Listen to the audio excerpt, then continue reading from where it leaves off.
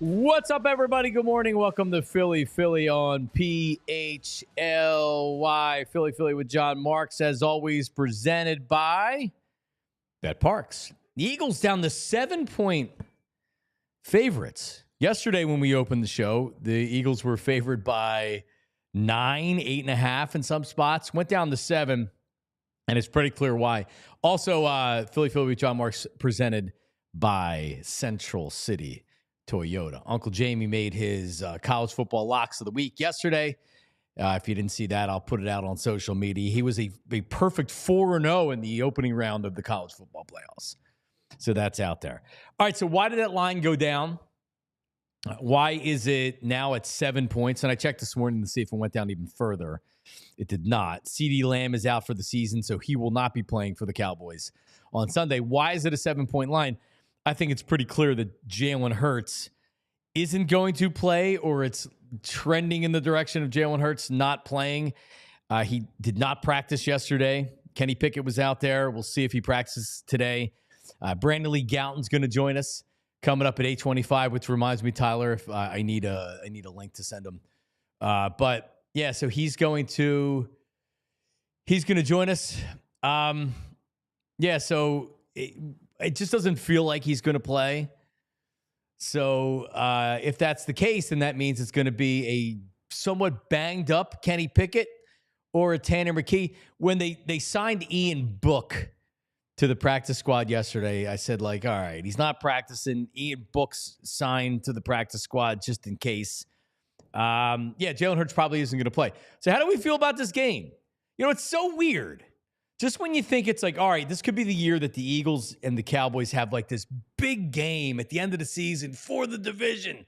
Let's go, Eagles, Cowboys. I hate the Cowboys. My least favorite Cowboy player of all time is, and the Cowboys are eliminated from the playoffs. Their starting quarterback's out. CeeDee Lamb's not going to be playing for the rest of the season. But Jalen Hurts is now out. I mean, I don't know.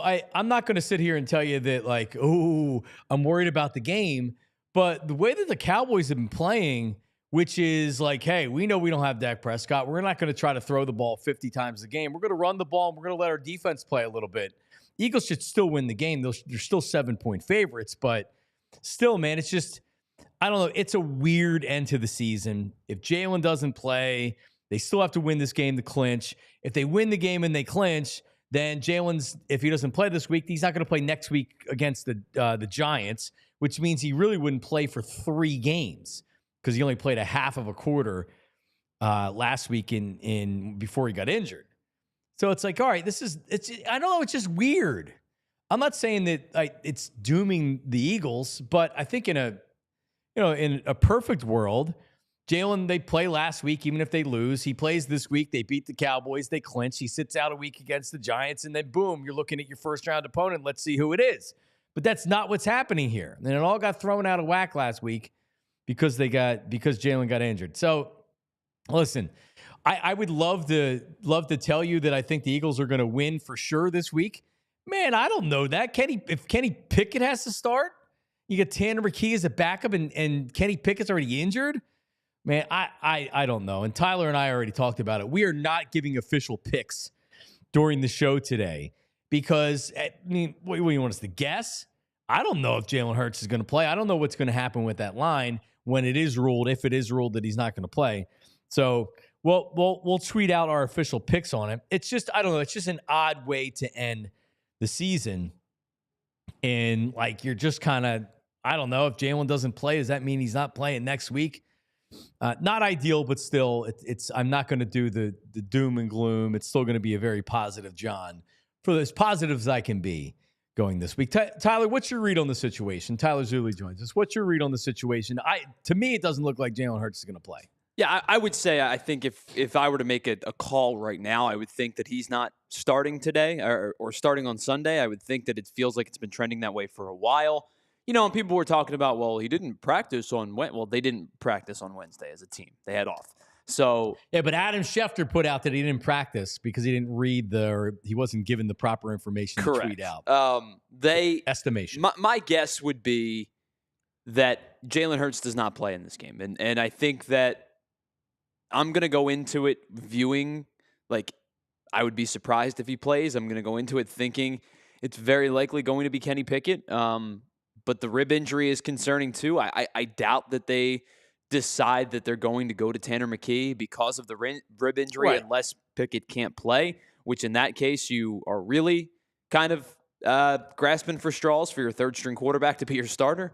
But I do think that this game is going to be started and probably completed by Kenny Pickett. Yeah, even if you look at they were talking to Pickett, and I even saw one story about how Kenny Pickett making the start for the Eagles. He grew up an Eagles fan. His family's going to be here. Everybody's going to wear in the Eagles Kenny Pickett jersey. I even saw some people putting duct tape over the back because there's a lot of 7 jerseys that are out there of former Eagles players, putting some duct tape over whoever's on the back of your Eagles jersey and putting Kenny Pickett's name right there. But also with the rib injury, he's one hit away from like, all right, now he's not in there, and now you got Tanner McKee. But here's the good news. If they were to lose to the Cowboys, they have the Giants waiting for them in the final week of the season. And there is a 0.00001% chance that the Giants are beating the Eagles if Jalen Hurts is the starter and they're starting. That line may be 20 for crying out loud. So there's still the most likely scenario. I was going over this morning. So we'll get to the headlines coming up in a second. I was going over this morning. Tyler and I were going over this morning, and then I found a website that has all the probabilities and the percentages and stuff. There is a 98% chance that the Eagles are going to be the number 2 seed. Very, very small chance that they're going to be the number 1 seed, and then a less than 1% chance that they'll be the 6th or the 7th. So in other words, they're winning the division. There's less than a 1% chance that they're not winning the division. All right? It's a matter of who they're going to play. The most likely scenario is they're going to be playing the Washington Commanders. So the Commanders and the Packers are one game. They hold a 1-game lead over Washington. They play at the Vikings this week, and then they're home against the Bears. So Washington would need to win out, which is likely. They play the Falcons Sunday Night Football, and then they're at the Cowboys. So if they win out and Green Bay loses to the Vikings tonight and then beat the Bears, Washington would be the number 6 seed, and Green Bay would be the 7. So in that case, you're playing the Packers in the first round. But if the Packers were to win out and Washington was to win out, the Packers would be the higher seed. There is also the possibility that the Buccaneers, so according to this probability chart, and we're very in the numbers on the show, the Eagles would be facing the Buccaneers 11% chance, Commanders 63% chance, and then the Packers 26% chance. Tyler Zulli, who would you rather face if you had your pick of the litter? Who would you like to face in the opening round of the playoffs, in the wild card round, if you're the Eagles? I would, of those 3 teams, I would choose Washington. Me too. I think that Green Bay's run game would be problematic for the Eagles defense, even though it's been good against the run all year. I think their run game is starting to roll at the right time. It's also a good defense. Jordan Love is good. I think like Jaden Daniels, I would take Jaden Daniels over Jordan Love in the long term. Sure. Right, just from what I've seen in this small sample size. But I think that the Green Bay Packers are a more complete team than the Washington Commanders are. I think the Commanders are a Jaden Daniels, Brian Robinson, Terry McLaurin led front with, some good wins sprinkled in. Like they've won some really good games. They've had some luck, but every team has some luck. They're not a bad team, and I don't want anybody to feel like you can take them lightly in a third game. If it were to be the playoffs. But I think I would rather play the Commanders than the Packers. The Bucs are just one of those teams where the Eagles are definitively better than the Bucs, but the Bucs have schemed the Eagles well over the last couple of years. Against them, right? They have done a really good job. Todd Bowles' team knows how to play this team. I can throw out last year's playoff game. I can't throw out earlier in the season when they jumped out to a 21-0 lead in 3 drives. I just feel like the Bucs feel that they can beat the Eagles on any given day. I think they're better than the Bucs? I do. Do I think they're better than the Eagles that played the Bucs 10 weeks ago? Again, I do. But I think that if I had my druthers, I would take Washington Yeah. of that group of 3. Yeah, for sure. I like the Eagles are going to beat the Packers. I just think the Packers are a better team. Jaden Daniels, you see how they beat the Eagles. He's running around avoiding pressure, making plays with his legs, making plays with his arms. He's dangerous. But in a third game, I think Vic Fangio takes what happened in the loss last week and says, all right, well, you're not going to do that this week, Jaden Daniels. We're not going to allow you. We're going to spy you. We're going to make sure that you're not making big plays to Terry McLaurin. We're going to take away everything else. And if that means that you're going to run at 4 yards a clip with Brian Robinson, we're going to give you that. So, I mean, I still overall feel good about the Eagles. But it is pretty interesting to see how the seeding is falling into place. The Vikings, the Vikings at 13-2, they lose to the Packers. Then they're playing the Lions. And at that point, the division's clinched for the Lions. But the Vikings could still, the Vikings still have an opportunity to not be the top wild card seed. Anyway, all right, well, let's do this. BLG, Brandon Lee Gowton, the Bleeding Green Nation. We're going to get his insights if he thinks Jalen Hurts is going to play and everything else. That's coming up in about 10 minutes or so, 10, 12 minutes from now. But before we do that, still a lot happening in the world of sports. Let's get to headlines with Tyler Zulli. Tyler, good morning. What do you got? A lot going on. Did you know there was an NFL game last night? Unfortunately, I did. Yeah, there was one. I quite frankly, I forgot because of, the holiday week. But honestly, if you didn't watch because the box score tells you not to, I don't blame you. Seattle beat the Chicago Bears as Chicago loses for a 10th consecutive game. 6-3. 6-3. And it was every bit of the 6-3. Yep. It was every bit of it. It was 3-0 at the end of the first quarter, 6-3 at the end of the first half, and that is exactly how it finished. Geno Smith was, completion percentage-wise efficient, 17 of 23. Same could be said for Caleb Williams. I guess it's 16 of 28. But the two quarterbacks combined for 282 yards. Zach Charbonnet and DeAndre Swift were the leading rushers in this one. They combined for 110 on the ground. Wasn't a particularly good football game by any means. Seattle keeps their playoff hopes alive, keeps their NFC West playoff hopes alive. They're 9-7. The Bears, as I said, have lost for the 10th consecutive game. They are now 4-12 after starting the year 4-2.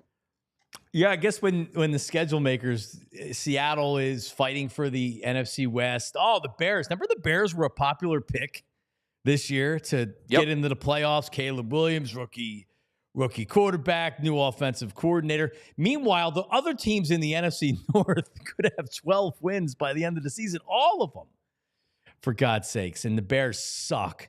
So yesterday I saw that I guess Schefter, yesterday or the day before, Schefter used as usual as a pawn in the game. Pete Carroll's interested in the Bears job, which I think would be awesome. Okay. I kind of earlier in his career, I loved to hate Pete Carroll because he's a slime ball from USC and he's a really, really good coach.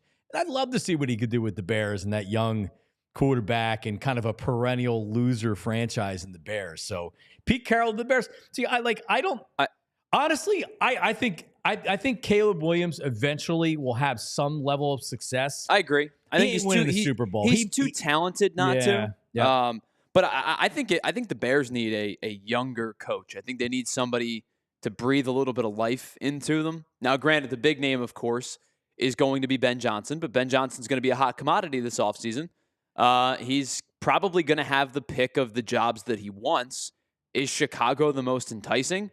I wouldn't take that. Almost assuredly, no.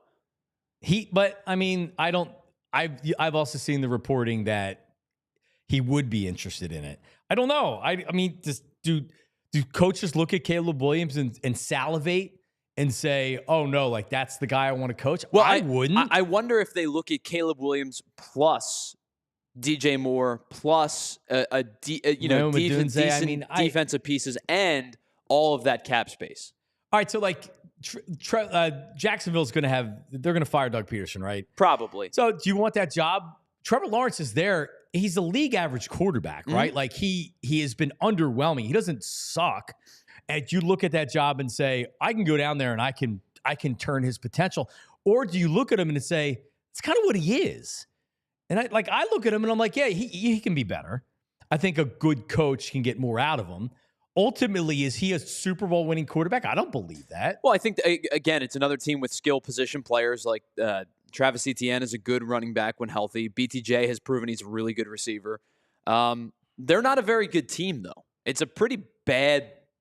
It's a pretty team, bad man. roster. I think Doug's like 4-17 in those last 21 games. Yeah, I mean it's not an exciting roster. I mean, there's not a lot of exciting theoretical job openings this year. If you think about the teams that have either already fired a head coach or are likely to fire their head coach, like there's not a lot of exciting options.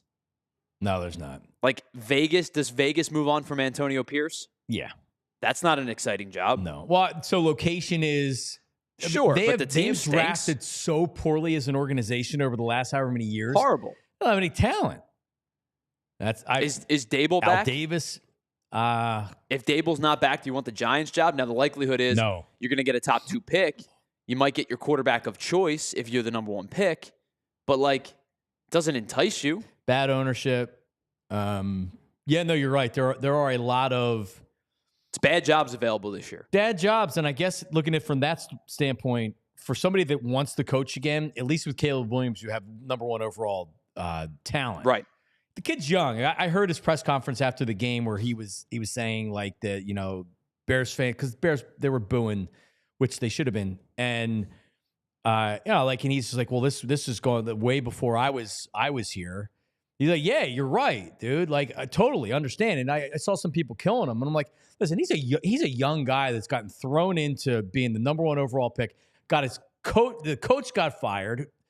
They've lost 10 straight games. It's an organization that has like legitimately never had a good quarterback. No, and why I think Pete Carroll will work if they're not able to get Ben Johnson is at least he can come in, he can be the franchise. He's stability. He knows he can come in and like Caleb Williams can learn a lot from a guy like Pete Carroll. I think everybody in that organization can, but ultimately, all right. So what else do we have? Yeah, some news from a former Eagle is Deshaun Jackson is near finalizing a deal to be the head coach of Delaware State. Obviously, Deshaun Jackson spent more than a decade in the NFL as a wide receiver for a handful of teams, but mostly considered as an Eagle, of course. The Delaware State team went 1-11 last year, and looking to replace 38-year-old Lee Hull after a disappointing season.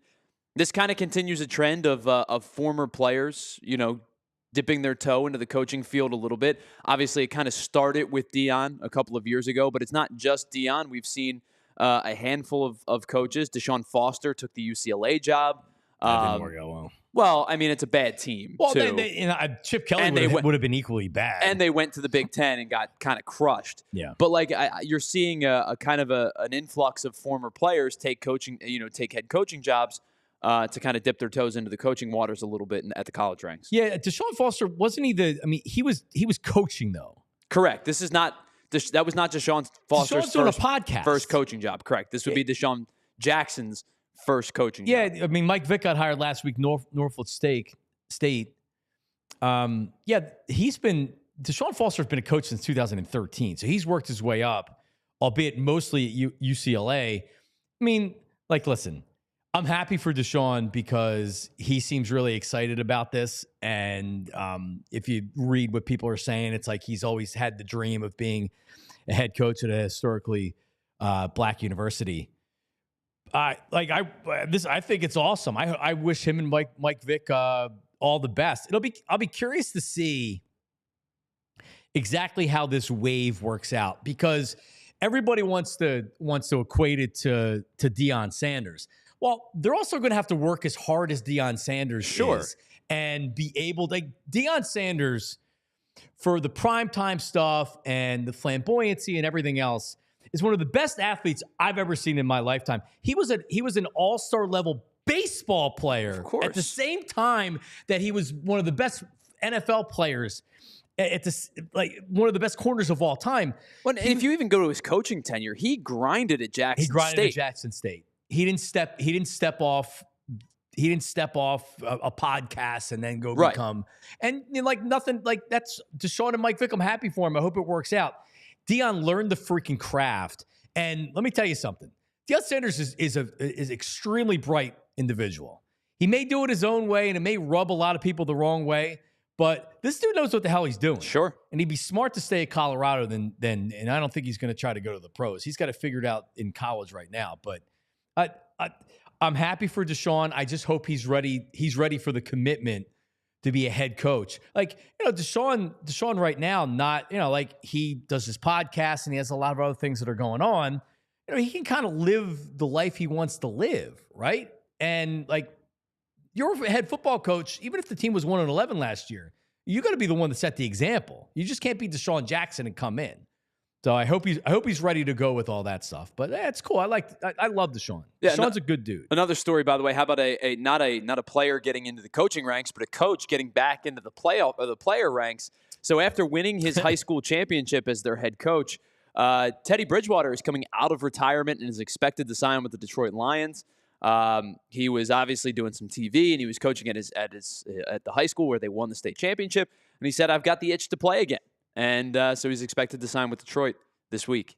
All right. Well, we'll get to some more stuff coming up. Lee Gowton's going to join us. Bleeding Green Nation. Does he expect Jalen Hurts to play on Sunday? What's going on with Kenny Pickett? Could it be Tanner McKee? And Ian Book signed to the practice squad. We're not going to see him. But anyway, Lee Gowton coming up right after this. Philly with Jon Marks.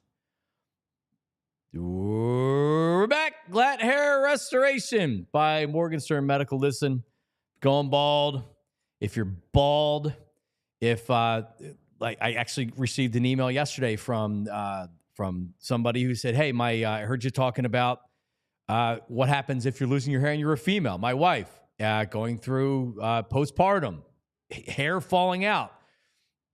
You definitely should call Glatt Hair Restoration because whether you're a guy, women, you can't shave your head. If you have a hair problem, you can't shave your head. I guess you can, but you know what I'm saying. Each patient receives a complimentary one-on-one consultation to pinpoint the best course of treatment. A family member over the weekend was telling me they're on the vitamin supplementation, and it's worked wonders. Hair restoration, PRP and stem cell restoration, laser light therapy, the non-invasive TED treatment, which I get on a yearly basis. It's for maintenance. So you know where you see it, the most difference? Well, you don't really see it anywhere, but you see it right here. Because as it's been explained to me, if you're starting to go bald or you're thinning, when you do your yearly before and after picture, when you go to Glatt Hair, you're not looking for necessarily like, wow, look at the improvement. You're looking for it to stay the same. So like me, I'm in good shape. So when I look at the crown of my head right here, I just don't want to see more hair loss. So year to year, if it looks the same, that's a win. GlattHairMCTR.com has all your questions. GLATHairMCTR.com or call them 610-980-4000. Glatt Hair Restoration. All right, let's go. Parks Casino tickets on sale right now. Pennsylvania's #1 casino right in the Philly burbs, close to everywhere. Parks Casino, this is how you win. In the Excite Center. Amazing place to see a concert, comedy show, great restaurants, Liberty Bell, Beer Garden, Parks Grill, Bamboo Noodle House. Check it out. Larry the Cable Guy, May 16th. Shaggy, I will be there. The Reggae Sounds, January 28th. What else do we got? Country star Lee Bryce, March 22nd. How do I pronounce this guy's name? Is it Colin Jost or Jost? I think it's Jost. From Saturday Night Live. Correct. I've been intentionally avoiding that because I don't know his name because I don't watch Saturday Night Live or have any reason to. He's doing Pop Culture Jeopardy now. Oh. That's what he's hosting. I'm sure that's great. March 14th and 15th. I'm sure he's a very funny guy. Cole Swindell, February 7th. You see what I'm saying right here? You go up and down. Unbelievable entertainment. Jerry Cantrell from Allison Change. Enjoy dinner and drinks before the show. Liberty Bell Gastropub, the Parks Grill Steakhouse, Bamboo Noodle House, ParksCasino.com. You can get tickets for all your shows. Parks Casino, this is how you win. Must be 21. Gambling problem. Call 1-800-GAMBLER. All right, Lee Gowton of Bleeding Green Nation joins us right now as the Eagles and the Cowboys coming up on Sunday. BLG. What's up, brother? Doing good, Johnny Marks. How you doing? Why does it seem like these Cowboy games end up being in weird spots and weird situations? Like we're sandwiched in between New Year's and Christmas. Well, I'll ask you about Jalen Hurts if he's playing, but they're missing a bunch of people. CeeDee Lamb's now out for the season. It's another weird Dallas week here in Philadelphia. Yeah, and one where, I mean, they flexed the start time to 1 o'clock. Like, 1 when's the o'clock. last time you've seen the Eagles-Cowboys play then? The answer is week 17 in 2017, that finale between the Eagles where they were resting their starters against the Cowboys. At that point, they'd already clinched the 1 seed. Yeah, it's a bummer because, you look at the schedule, you're like, okay, week 17, Eagles-Cowboys, probably for the division, probably a pretty meaningful game. And instead, it's just like, doesn't really matter for one side. And the other side, it matters in terms of the stakes are important, but like it seems like a foregone conclusion at the same time. Right, because let's say because the Cowboys have been competitive with Cooper Rush. They had that was a good win against the Buccaneers, and they've been able to run the ball a lot better as the seasons went on. But the Eagles are faced with, all right, well, even if we lose this game and Jalen doesn't play, the Giants aren't trying to win any games, and you have the Giants the following week. So that's a foregone conclusion. All right, so Jalen Hurts didn't practice yesterday. If you ask Adam Schefter, he didn't practice on Wednesday either, although that was an estimation. I would say at least my gut tells me he doesn't play on Sunday. What does your instinct tell you about Jalen Hurts on Sunday? Yeah, the fact that he hasn't advanced far enough in the concussion protocol to even be a limited participant in practice prior to Friday here. And obviously we'll see where he is today. That'll be the final kind of result here. But yeah, I mean, I don't think Jalen Hurts is playing. I think, typically when any kind of player misses the first 2 days of practice or is listed as missing the first 2 days of practice in a given week, typically odds are against them. And with a concussion, it just doesn't seem like he's going to be cleared in time to play for Sunday. So Kenny Pickett, he had the rib injury, right? And I guess he's been limited, but he's been out there. And I've seen he's talking about how it's almost like they know that he's going to start this week because he's talking about starting. He was an Eagle fan growing up, family coming to the stadium or whatever. But what's his status as far as the injury? How bad was the injury, and where does he stand? Yeah, he seemed optimistic even after the Commanders game that he would be able to play this week. But, I mean, he was listed as limited on Wednesday. He was upgraded to full on Thursday. But, you're seeing him with this, like, kind of big thing around his ribs. And he acknowledged he's going to have that extra padding. And the fact that the Eagles signed Ian Book to the practice squad, and we'll see how they handle him. But my guess is they might have him come up for game day. And the fact that they would, like, feel the need to do that kind of speaks to, okay, we're at least a little bit concerned that Pickett could kind of, get re-injured or not be able to make it through the game. And therefore we want to have, at least another option there for us in the event of an emergency. So I think that's kind of silly. It's like, if there's a guy, he's not 100%, and you have Tanner McKee, who I think it should be kind of a conversation anyway, who should be playing, Pickett or McKee. If they're both healthy, then to me, it'd be a no-brainer if it's, if one of those guys isn't healthy. Right. Less than ideal that Jalen would be injured, play half a quarter. He would miss a game against the Cowboys. And if they do win, which they're still heavy favorites, so now he's not playing for 3 weeks until you're facing a first-round opponent, which is most likely going to be the Packers or Washington.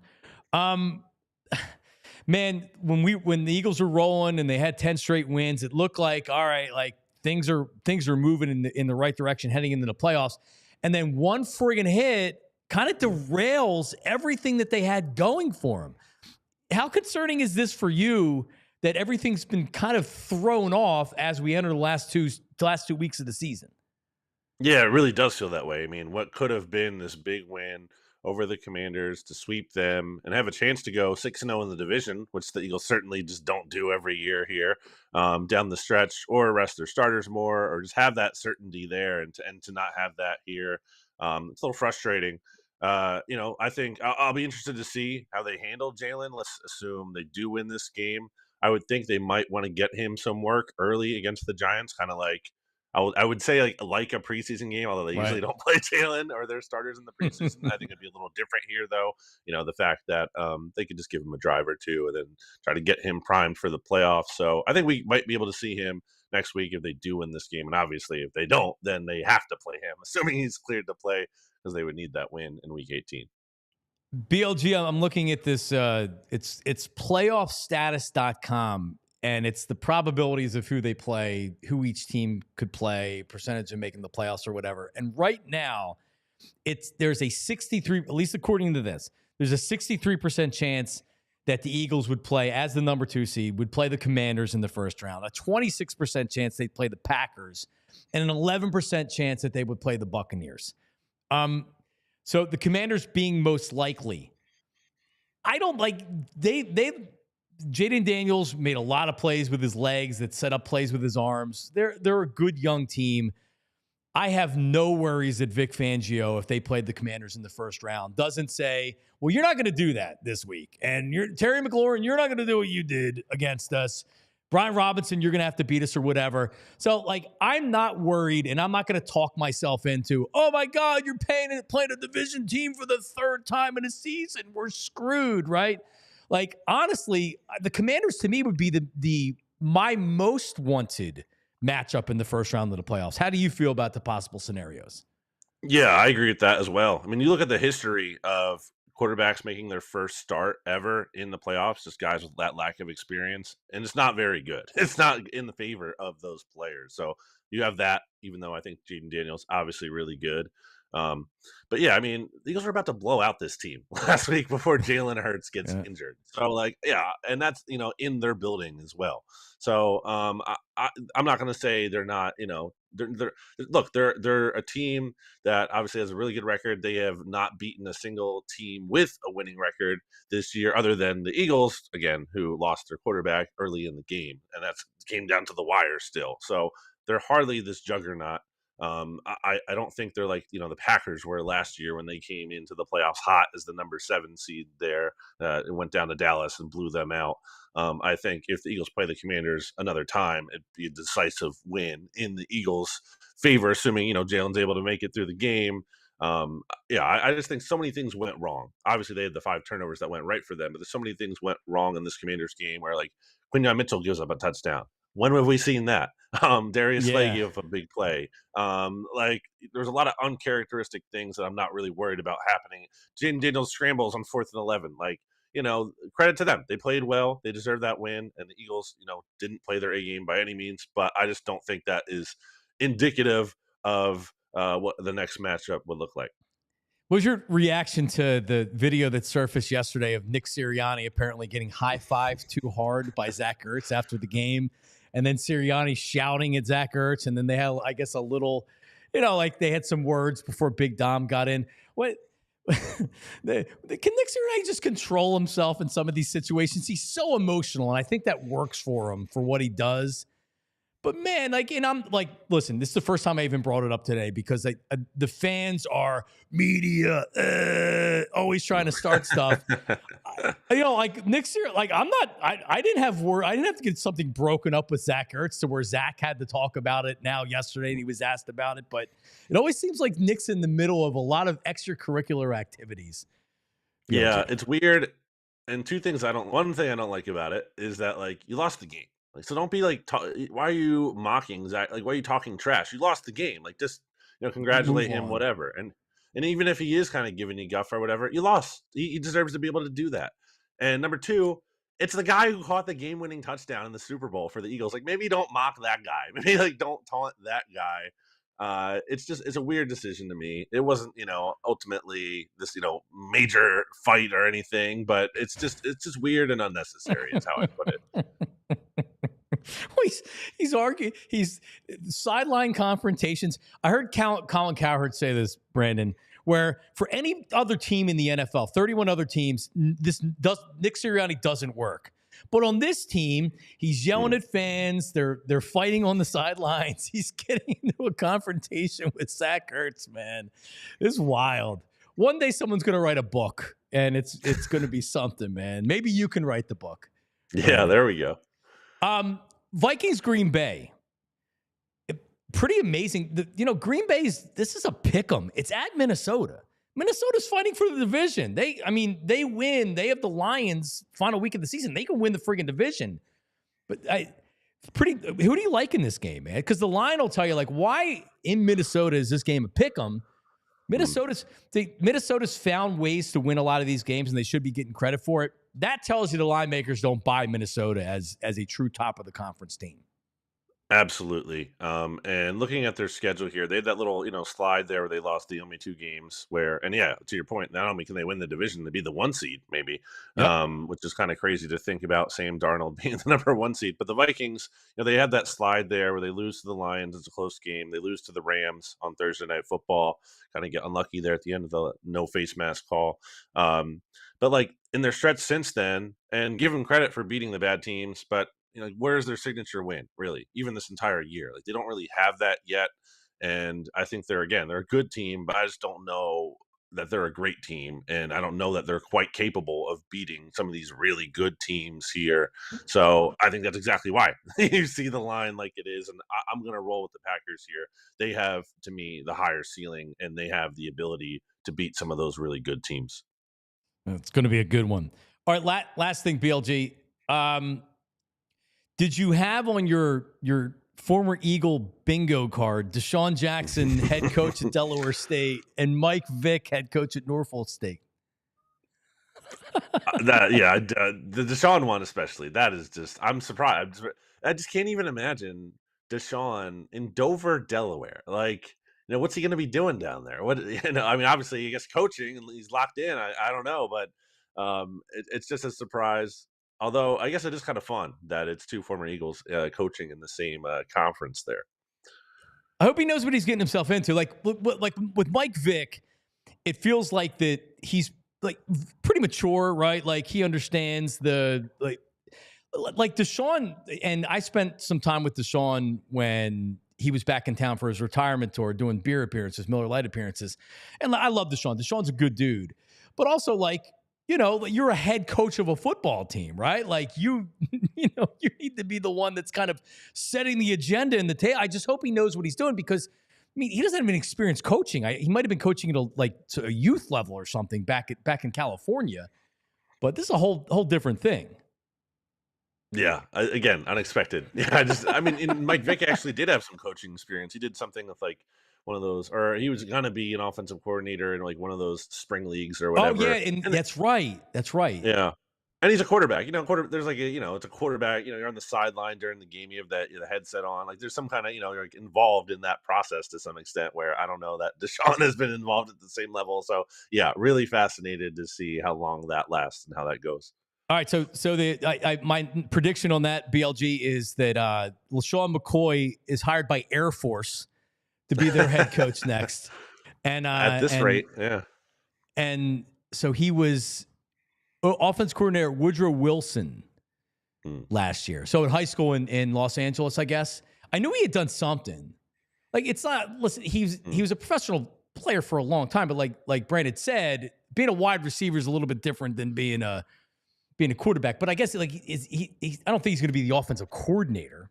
Who knows? It's fascinating. It's amazing. It really is.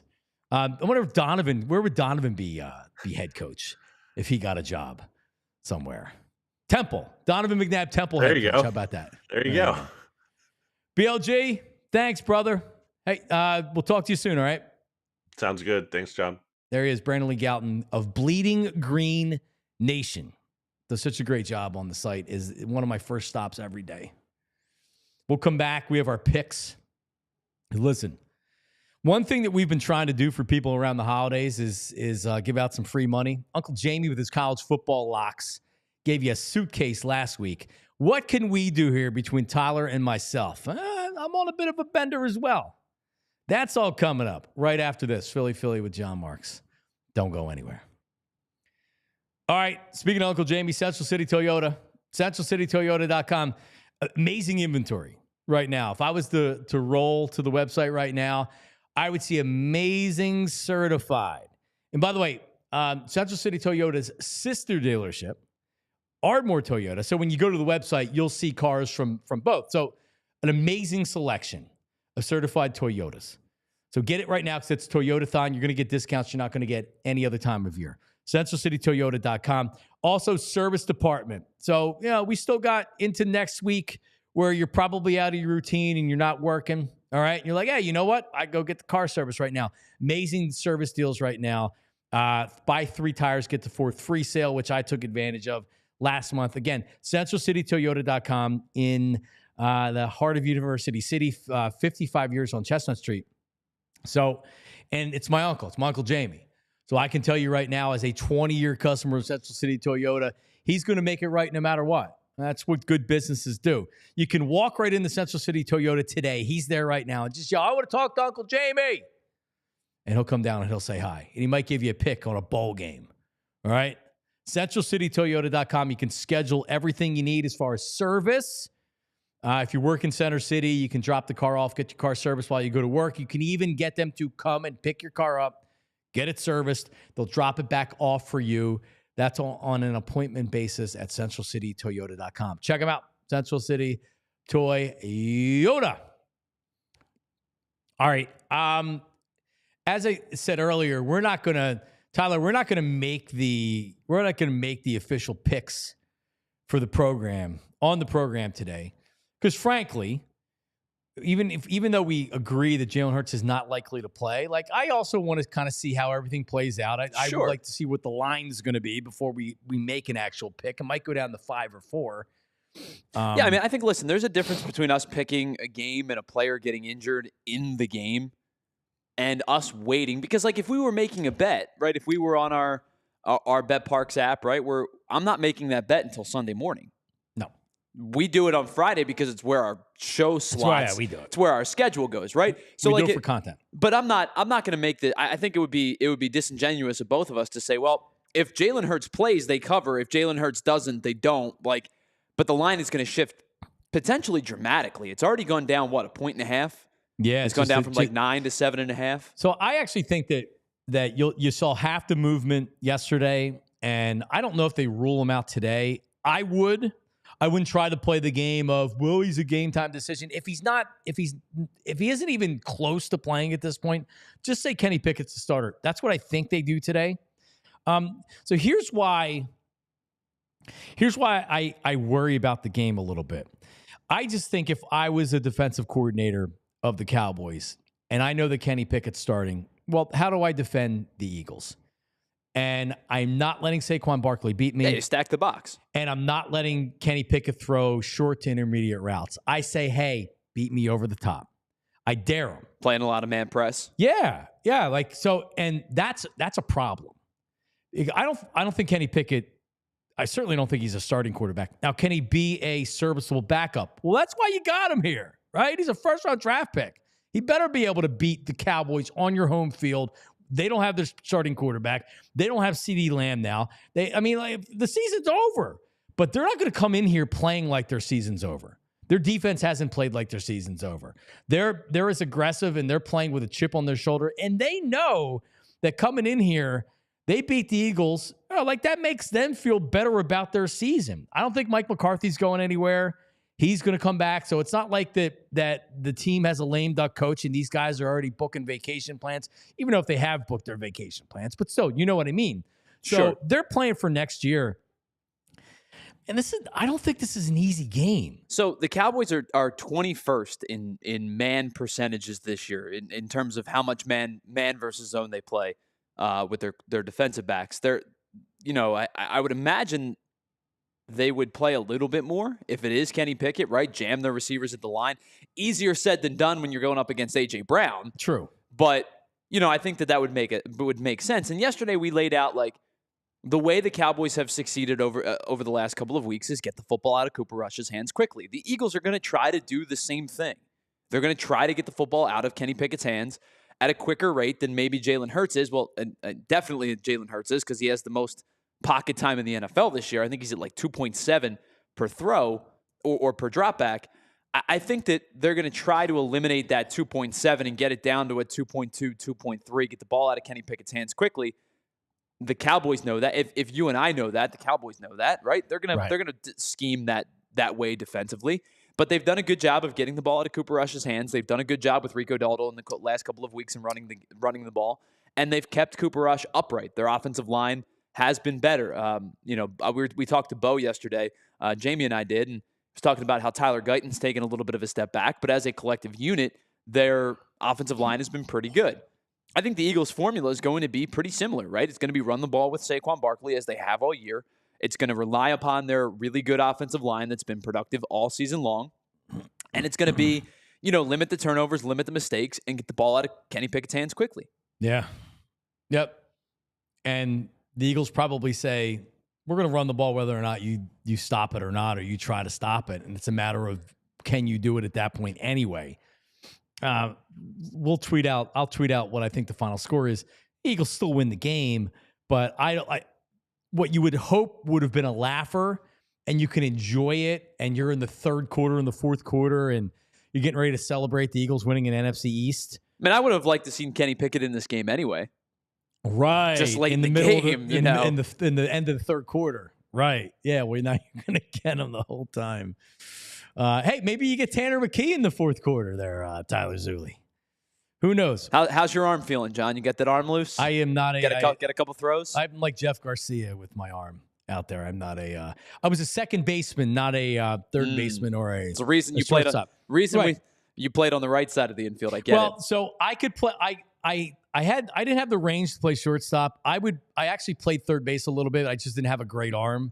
I could field the position, but yes, that's why I was a second baseman. Yeah, same reason I played left field, John, and not right field.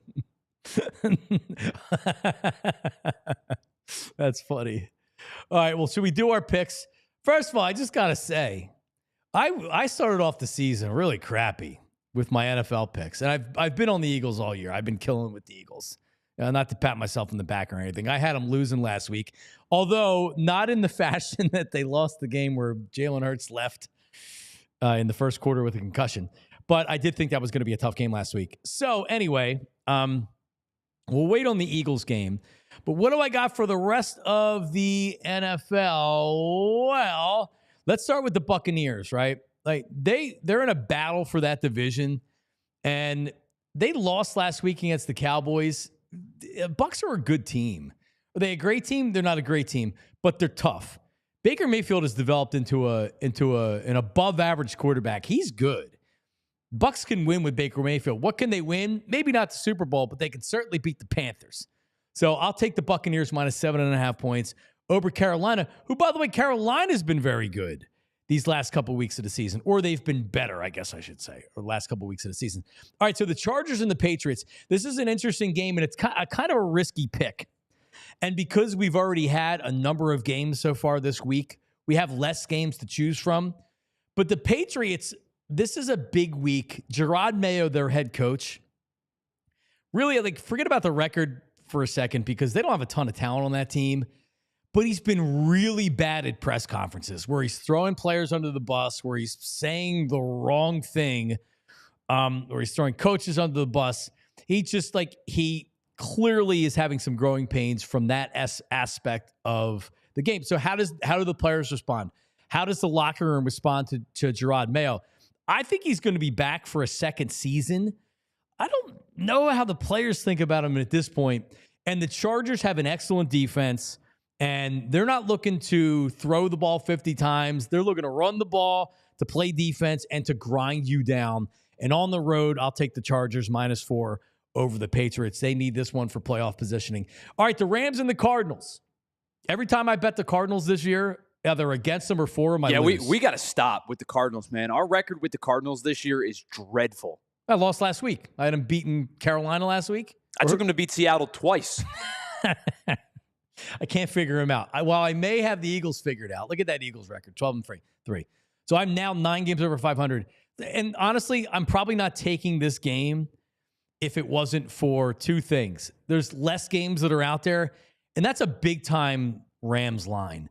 6.5-point favorites, albeit at home, but these teams are fighting. The NFC West is a fight right now for the division, and the Rams are the veteran team. The Rams have Sean McVay. And the Cardinals are just wildly inconsistent. So in this particular game, with the stakes at where they are, I will take the Rams minus 6.5 points over the fighting Jonathan Gannon and the Arizona Cardinals. There you go. Bucks minus 7.5, Chargers -4, Rams minus 6.5. Tyler, what do you got this week? It's funny. I think the Cardinals have gotten a little bit of a pass in terms of like teams that have floundered a little bit down the stretch because of the Bears losing 10 in a row. but I do believe the Cardinals were 2 games over 500 at one point and were in control driver's seat of the NFC West. I think they were 6-4 at one point. But here's my 3 games of the week. I'm going to start with the Colts and the Giants. The Giants are dreadful. They're 1-9 against the spread in their last 10 games. They just have absolutely nothing. The Colts are not a particularly awesome team, but they figured something out over the last 2 weeks where even in the loss to Denver, it's just give Jonathan Taylor, who probably is your best player, the football like a lot. And over the last 3 weeks, he's run for 96, 107, and then last week against Tennessee, he exploded for 218. Now, Tennessee is not a good football team either, and they scored 30 points on the Colts. This Colts defense, it hasn't been particularly good this year. They've given up 30, 31, 24, 24, 27, and 30 each of their last 6 weeks. They're giving up points. I just don't think the Giants are that team to score with them. I know that this is a pretty hefty line, and I'm not like the biggest Colts fan in the world. I'm not the biggest Anthony Richardson fan in the world, but I just think they're that much better than the Giants, even on the road. You talked about a road line with the Rams being 6.5. The Colts are 7.5 point favorites on the road against the Giants. I'm going to take Indianapolis in this one, even with it being a high line. Nice. Second game, I'm going to go with the Miami Dolphins. They've kind of sneakily played some good football as of late. Now, they're probably playing good football a little bit too late to make the playoffs. They still have an outside chance, and their wins have come against some bad teams, with the exception of, I guess at least on paper, the Rams and 49ers. But over the last couple of weeks, they've held the Rams to 15, the Raiders to 19, the Patriots to 15.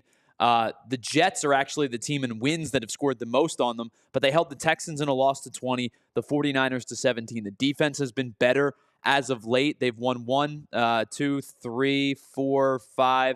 of their last 7 games to get back to 7-8. Again, they have an outside chance at making the playoffs. That paired with a combination with the fact that Dorial Thompson-Robinson was dreadful last week for the Browns. I just don't think the Browns are a particularly good football team in any phase right now. Even as much as I talked up their defense earlier in the season, I just think they're on the field way too much. They're kind of just getting crushed at this point. I'm going to take the Dolphins minus 6.5 to keep their very slim playoff hopes alive. Now, John, this last one, I got to be honest with you. I saw this line, and I stayed away from it and stayed away from it and stayed away from it. But as you said, there's less games to pick this week with Christmas and Thursday and Saturdays being involved. I don't know why the Lions are only 3.5 point favorites over the San Francisco 49ers. I know it's on the road. I know the Lions have the Vikings next week, which is the ultimate determinant in the NFC North. But the Lions have an opportunity to not only win the North, but clinch the 1 seed this week if Minnesota were to lose. And the Eagles, they win, and the Eagles, I think they'll have the tiebreaker over the Eagles anyway. The Lions could wrap things up this week. Why is this line 3.5? I don't know. I'm going against Vegas on this one, which usually is not a very good thing. The Lions' defense is starting to really get decimated by injuries, but the offense has shown no signs of slowing down. Jahmyr Gibbs was excellent in his first real big-time start since David Montgomery got hurt 2 weeks ago. He had 184 yards on the ground. The Lions are a freight train offensively. I just don't think San Francisco can keep up with them offensively. If this is 20, 21, 23, maybe San Fran has a chance. The Lions get into the 30s. I don't think the 49ers keep up. I'm going to take the Lions, thinking they're going to score a lot of points in this one at 3.5. All right. There you go. Tyler, who was 13 games over 500, because the separate record isn't with the Eagles involved. So you're 13 games over 500. Yeah, I've had some good weeks. I've had some good weeks. But yeah, and I know INS is in the chat, the line is speaking, and yes, it is speaking for San Francisco. And there's a concern that I think the 49ers might win this game. I feel like I have to go against the Lions or against the line in this one, just because it feels like there's too much that could be involved for the Lions to win this game.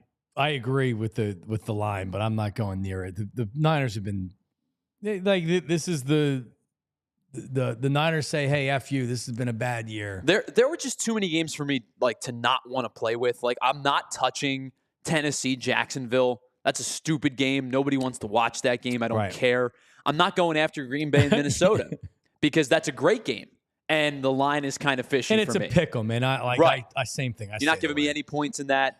Like, so there was only a handful of games left for me to take. Like, I was leaning towards taking the Broncos with the points against Cincinnati, but there wasn't a lot of games that jumped out to me. This one jumped out to me, maybe for the wrong reasons, but I'm going to go against Vegas with that one.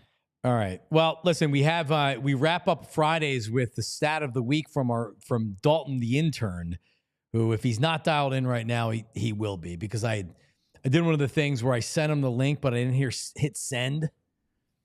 And then, there he is. Hello. Daulton, the intern, joins us with the stat of the week. Daulton, how was your Christmas, buddy? How are you? Yeah, very good Christmas. Nice, relaxing. Yeah? Oh, yeah. I didn't have a relaxing or a good Christmas. It was good. Don't get me wrong. But I have sick children, sick people everywhere. We're like a petri dish in my house. All right. So what do you got? What's the stat of the week, Daulton? So for this week, the Phillies made a trade this past weekend. So I thought I'd talk about the guy that they just traded for, in Jesus Luzardo. So for his career ERA, he is a 4.29. He averages 179 innings a season. He averages 196 strikeouts a season. He's got a 3.11 strikeout to walk rate. He has a 9.8 strikeout per inning rate, and his home runs an inning are 1.2. And a little nugget on him is that in the last 5 games that he's faced against the Phillies, he has a 2.97 ERA with 42 strikeouts and 30 1/3 innings pitched. Yeah, when they made the trade, his name hadn't really been out there a whole heck of a lot, or at least on the Phillies' radar. And my initial reaction was, man, like his ERA didn't match his stuff this year. But if you watch the Phillies games, you watch the starts, you could see the stuff is legit.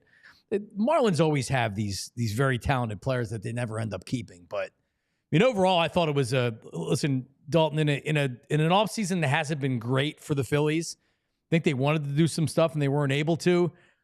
Their rotation's as good as anybody in baseball from top to bottom. And it has a little bit of depth now if they they have a lot of depth if they keep Ranger Suarez. So how are you going to win? How are you going to compete against the Dodgers? What if the Met? This is how you do it. You got good starting pitching. The thumbs up on the trade. You liked it?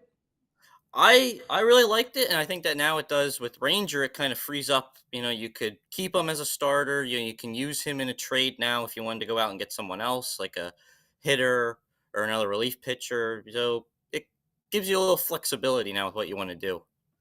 Shout out to everybody watching on TV. Go over to allphly.com to check out the rest of the show. Daulton, Happy New Year. We'll talk to you next week in the new year. Thank you very much. John. Talk to you next week. All right, buddy. There he is, Daulton, the intern.